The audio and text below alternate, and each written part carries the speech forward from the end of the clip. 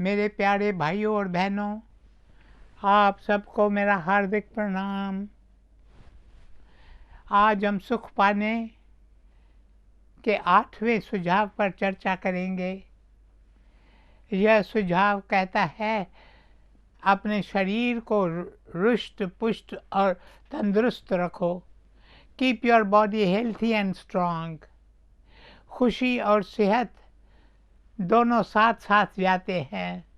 अगर हम खुश रहना चाहते हैं तो हमें अपने मन, शरीर और आत्मा तीनों का ध्यान रखना चाहिए।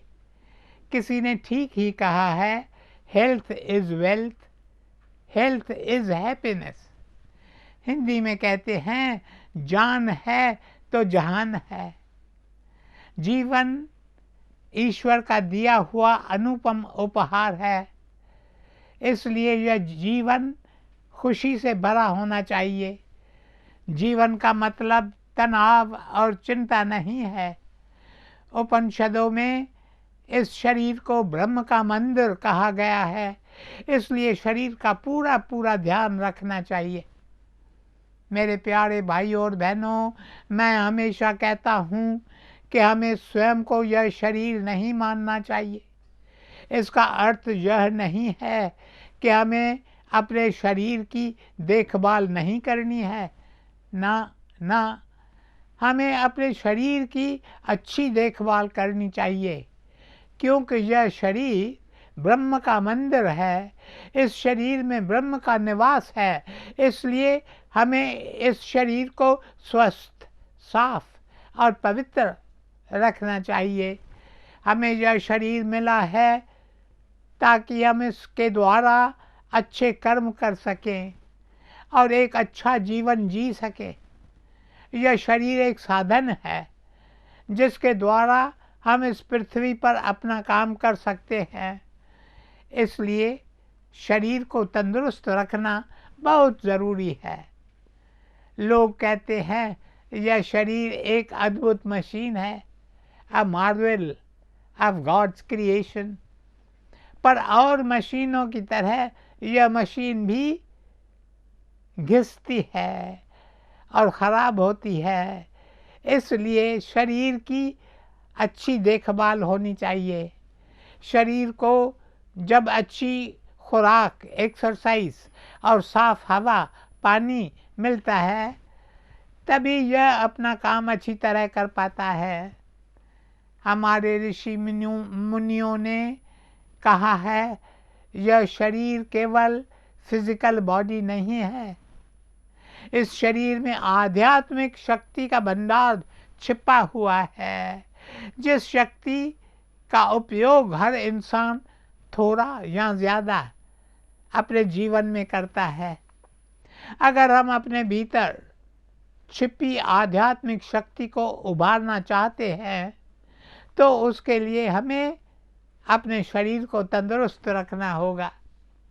और शरीर को तंदुरुस्त रखने के लिए मैं आपको कुछ ज़रूरी बातें बताना चाहता हूँ। सबसे पहली बात, अच्छी सेहत आपका जन्मसिद्ध अधिकार है। बीमारी और रोग को अपने पास आने ही मत दो।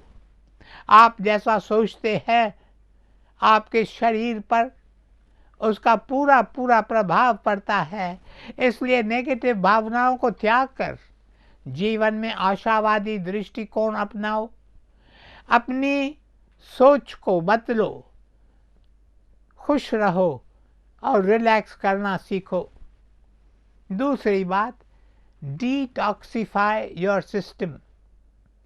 मद्यपान मत करो और नशीले पदार्थों का सेवन मत करो। चाय, काफ़ी कम पियो। रोज़ कुछ देर एकांत में बैठकर प्रभु को याद करो और उन्हें प्रार्थना करो, प्रभु तेरो नाम जो ध्याए फल पाए, सुख लाए तेरो नाम। मेरे प्यारे भाइयों और बहनों, तीसरी बात, स्वयं को हमेशा युवा समझो। Old age is in the mind. आप स्वयं को युवा समझेंगे तो आप युवा हैं, और अगर आप स्वयं को वृद्ध समझेंगे तो आप वृद्ध हैं। अगर आपका मन और दिमाग जीवन की नई नई बातें सीखने और नए नए तजुर्बे करने के लिए तैयार है तो आप हमेशा युवा रह सकते हैं। परिवर्तन तो प्रकृति का नियम है। लकड़ी, मिट्टी, पत्थर, जिस चीज़ को देखो समय के साथ वह घिस ही जाते हैं। ठीक उसी प्रकार मानव शरीर भी उम्र ढलने से कमज़ोर होने लगता है, पर जिसे हम वृद्ध अवस्था कहते हैं उससे हम मैच्योर्ड होते हैं और हमारी आत्मा का विकास होता है।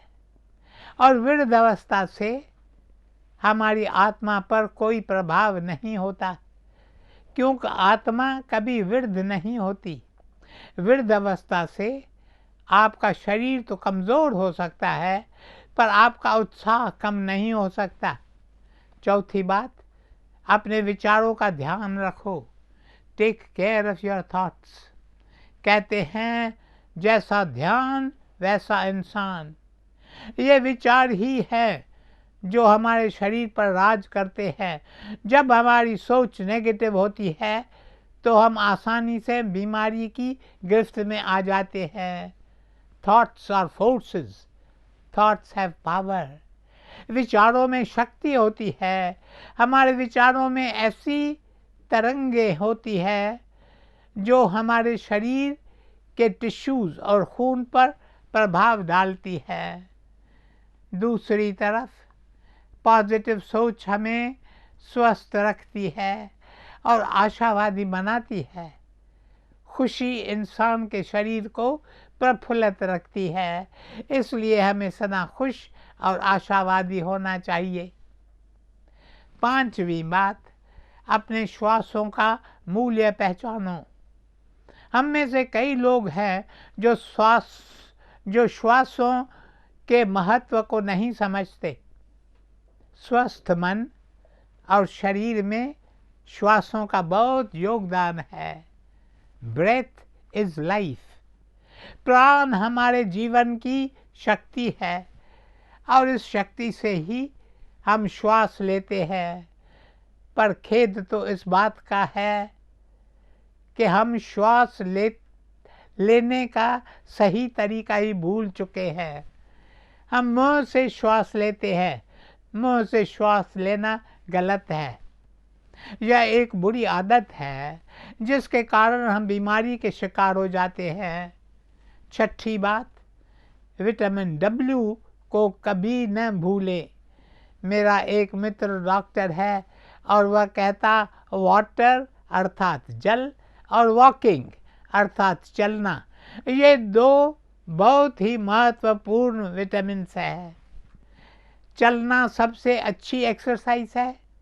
यह सरल है और हर कोई कर सकता है। जब आप तेज़ चलते हैं तो आप स्वयं को हल्का और ऊर्जा से भरा महसूस करते हैं। चलने से सारे शरीर के अंगों की एक्सरसाइज हो जाती है और इससे ब्लड सर्कुलेशन भी अच्छा होता है। चलने से मनुष्य तनाव से मुक्त हो जाता है। दूसरी ओर जल, हम सब इसके फायदे जानते ही हैं। हमारे शरीर के लिए जल का बहुत महत्व है। भोजन अगर इंसान को ना भी मिले तो वह केवल जल पीकर कई दिनों तक जीवित रह सकता है, क्योंकि मनुष्य का शरीर 70% पानी से ही तो बना है। पर दुर्भाग्य से हमें रोज़ जितना पानी पीना चाहिए उतना पानी हम पीते नहीं। पानी हमारे शरीर से गंदगी को बाहर निकालता है। यह हमारे शरीर के टेम्परेचर को भी कंट्रोल करता है। सातवीं बात, ब्रह्मचर्य। ब्रह्मचर्य का अर्थ है ब्रह्म के साथ चरण करना। सभी धर्म आत्म संयम पर जोर देते हैं, पर हमारे हिंदू शास्त्र ने ब्रह्मचर्य को अलग ही अर्थ दिया है। ब्रह्मचर्य का मतलब है संभोग से संन्यास। जब इंसान अपनी वासना पर विजय पा लेता है तो फिर बाकी के सारी विकारों पर विजय पाना आसान हो जाता है। आत्म संयम से हमें सेहत और खुशी मिलती है और साथ ही साथ हमारी आत्मिक उन्नति भी होती है। मेरे प्यारे भाइयों और बहनों, बचपन में एक बार मुझे ज़ुकाम हो गया। मैं डॉक्टर के पास जा रहा था कि तभी रास्ते में मुझे एक संत मिले और उन्होंने कहा, अगर तुम बीमारी से बचना चाहते हो और खुशहाल जीवन जीना चाहते हो तो इन 4 डॉक्टरों को कभी मत भूलना। पहला डॉक्टर क्वाइट, दूसरा डॉक्टर डाइट, तीसरा डॉक्टर सनशाइन और चौथा डॉक्टर लाफ्टर। यदि इन 4 डॉक्टर्स को तुम अपने पास आने दोगे तो फिर तुम कभी बीमार नहीं पड़ोगे, इसकी मैं तुम्हें गारंटी देता हूँ। पहला है डॉक्टर क्वाइट अर्थात डॉक्टर मौन। इसलिए रोज कुछ समय मौन साधना करो। एकांत में मौन रहकर अपने भीतर जाने की कोशिश करो। ये जानने की कोशिश करो कि तुम कौन हो, तुम इस पृथ्वी पर किस लिए आए हो। जी के अंदर डुबकी लगा, अमृत वेले न वक्त गवा। उठ जाग प्यारे जाग सवेर, पूछ कौन है तू करना देर। मेरे प्यारे भाइयों और बहनों, कभी आपने स्वयं से ये सवाल पूछे हैं? आपकी सेहत के लिए ये प्रश्न बहुत ज़रूरी है। रोज़ एकांत में बैठकर मौन साधना करो। पहले 15 मिनटों से शुरू करो, उसके बाद धीरे धीरे समय बढ़ाते रहो, उसके बाद आधा घंटा, 1 घंटा। इस तरह जब आप 3 घंटे लगातार पीठ सीधी करके ध्यान लगाएंगे तो आपको अद्भुत अनुभव मिलेंगे। दूसरा डॉक्टर है डॉक्टर डाइट। हम अपने आहार पर ध्यान नहीं देते। आहार का हमारी सेहत पर तुरंत प्रभाव पड़ता है। वैसे आहार का प्रभाव तो हमारे मन पर भी होता है, जैसा अन्न वैसा मन। किंतु मन पर तुरंत प्रभाव नहीं होता, उसमें कुछ समय लगता है। एक धनी आदमी था, अब वह यहाँ मिशन में आता था। उसके दिल में साधु वासवानी जी के प्रति बड़ी श्रद्धा थी। एक दिन उसने मुझसे कहा, मुझे पैरालिसिस हो गया। मैंने अपना इलाज यूरोप के कई डॉक्टरों से करवाया पर मुझे कोई लाभ नहीं हुआ। बीमारी अपना घर बनाकर बैठ गई। इससे मेरा क्रोध बढ़ने लगा। मैं छोटी छोटी बातों पर गुस्सा होने लगा। फिर उस पर कृपा हुई। उसके मन में विचार उठा कि वह अपना आहार बदल दे। मेरे प्यारे भाइयों और बहनों, हमारा आहार पौष्टिक होना चाहिए। आपको मांसाहार से दूर रहना चाहिए। आजकल डॉक्टरों का भी यह मानना है कि मांसाहार से कई खतरनाक बीमारियां होती है। पश्चिम के देशों में शाकाहार पर बहुत जोर दिया जा रहा है। दूसरी बात, हमें कम खाना चाहिए। हकीम लुकमान कहते थे, कम खाओ गम खाओ। अगर आप कम खाएंगे और अपने क्रोध को वश में रखेंगे तो आप हमेशा स्वस्थ और खुश रहेंगे। तीसरा है डॉक्टर सनशाइन अर्थात रोज़ कुछ समय धूप में जाकर बैठो। सूर्य की किरणों में शक्ति होती है। सूर्य की किरणें औषधि का काम करती है। कहते हैं सूर्य की किरणों से हमें विटामिन डी मिलती है। धूप खाने के साथ साथ रोज़ हमें ताज़ी हवा भी खानी चाहिए। हमें ऐसे मकान में रहना चाहिए जहाँ अच्छी हवा आती हो, अच्छी धूप आती हो। हमें एयर कंडीशन कमरों में बंद होकर नहीं बैठना चाहिए। इसलिए रोज़ किसी खुली जगह पर जाकर वॉक करो। इससे आपकी सेहत अच्छी रहेगी। एक युवक था, उसे हाई ब्लड प्रेशर हो गया। वह कई डॉक्टरों के पास गया।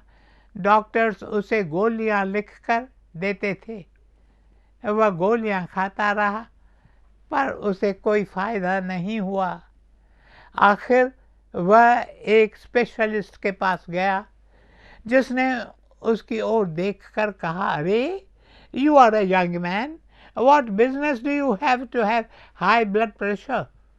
आज से सारी दवाइयाँ खाना बंद करो और रोज़ 1 घंटा सुबह और 1 घंटा शाम को किसी खुले जगह पर वॉक करो। 10 दिन के बाद मुझे आकर बताना कि तुम्हें ब्लड प्रेशर है या नहीं। उसका ब्लड प्रेशर नॉर्मल हो गया। चौथा है डॉक्टर लाफ्टर। रोज जी खोलकर हंसो। Laughter is a physical, mental and spiritual tonic. मैं तो बार बार आपको कहता हूँ, सुबह जब नाश्ता खाओ उससे पहले 3 बार ठहाके लगाओ। दोपहर को भोजन करो, उससे पहले 3 बार ठहाके लगाओ। फिर रात को भोजन करो, उससे पहले 3 बार ठहाके लगाओ, वरना भोजन करो ही मत। एक आदमी मुझे मिला, उसने कहा, मैं लोगों को बहुत हंसाता हूँ, मैं लोगों की सेवा करता हूँ, क्योंकि आज के युग में लोगों को हंसाना, उनकी सेवा करना ही तो है। यह बात बिल्कुल सच है। आजकल लोगों को बहुत चिंता रहती है, लोग सहमे हुए हैं, उन्हें कई दुख और तकलीफ़ें हैं, इसलिए उन्हें हंसाना बहुत बड़ी सेवा है। हमें रोज़ दिन में 3 बार ठहाके लगाने चाहिए। मेरे प्यारे भाइयों और बहनों, आप इन 4 डॉक्टरों से दोस्ती करके देखिए, आपका जीवन सचमुच सुखमय हो जाएगा। ओम शांति शांति शांति।